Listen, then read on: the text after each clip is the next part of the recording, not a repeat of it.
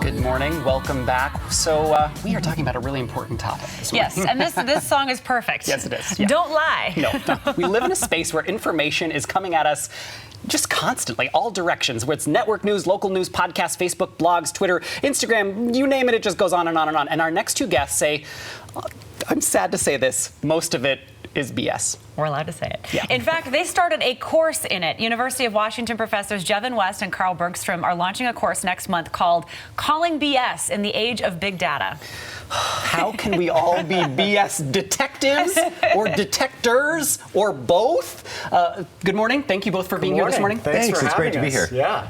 I want to talk about your background. So Professor Bergstrom is from the Department of Biology. Professor West is from the Information Systems Department. Informatics is the major underneath that. How did you both come together? Where did this even start? So we've known each other for a long time. We've worked together a lot, Casey, and so we've been somehow gotten the habit of sending emails back and forth saying, sort of sending each other the most outrageous misuses and exaggerated claims from data that we could find. And we sort of did that for a few years, and when we decided, hey, this is really important. Everyone needs to know how to do this, and we could create a class to teach people how to do this. It would be one of the most useful things you could probably learn at the U. So we put that together, and it's something that we do in our own work, where we're trying to question, you'll be working, you'll get this sort of man bites dog result, you'll be really excited, and you might be tempted to rush and report that, but no, you've got to try to call BS on yourself and try to break it for a couple of weeks.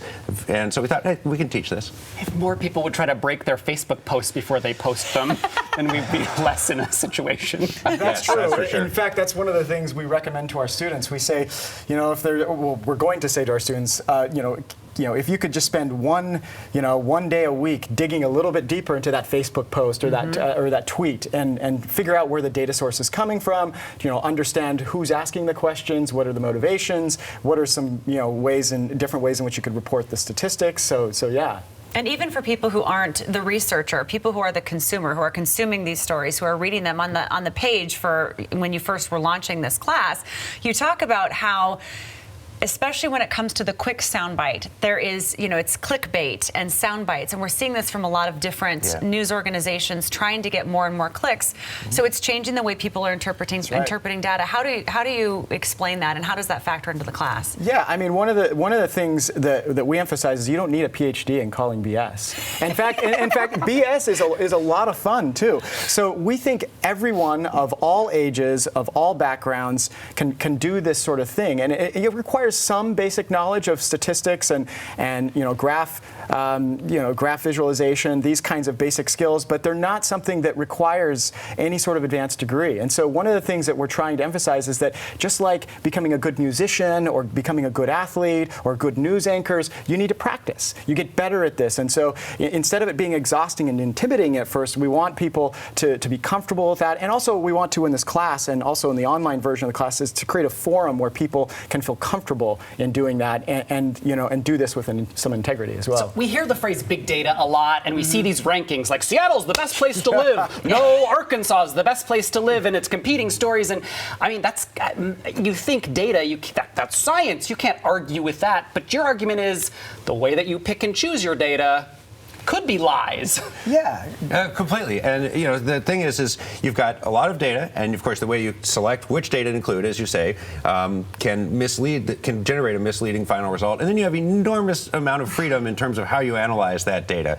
You can use a number of different algorithms. You can visualize the output in different ways, and each of those is going to tell a slightly different story. And so a big part of what we want to do is teach people how to, instead of just buying the story that maybe comes in the final little graph you share on Facebook, go back and look, like, where do these data come from, and who's telling me this, and how does it serve their interests to tell me, and is the picture that I'm being given an accurate representation of the story that the data are really telling? So if I'm a student in the class, what is my course going to look like? What kind of required reading are we talking about? What kind of, obviously you're breaking this down in a very real way. Yeah. So how are you doing that throughout the course? course? Yeah, so we have a syllabus that you can go online right now. We have the callingbold.org version. You can go there. It's actually that URL stands. You can go there. It's amazing. You'll find the information. In the syllabus, we have several topics that we think are sort of critical to understanding this. When we teach it at first, we only have 1 credit. So we can only ask so much of the reading, and we have a million ideas on how we want to run exercises and sort of drive these points home.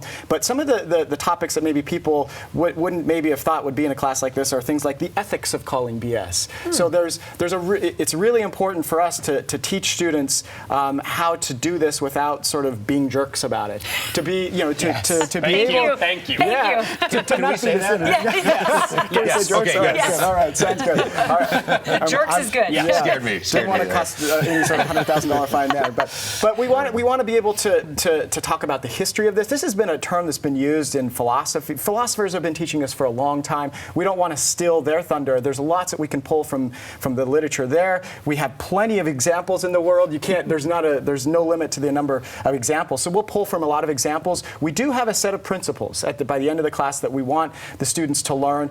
Very, very basic statistics that can go a long way in sort of shredding away some of that BS. So you can go to our website. You can see this. This will change. It's going to be totally online. So we'd love people's feedback as well. I'd like to stress that. I mean, this is something that we've put out there for the world.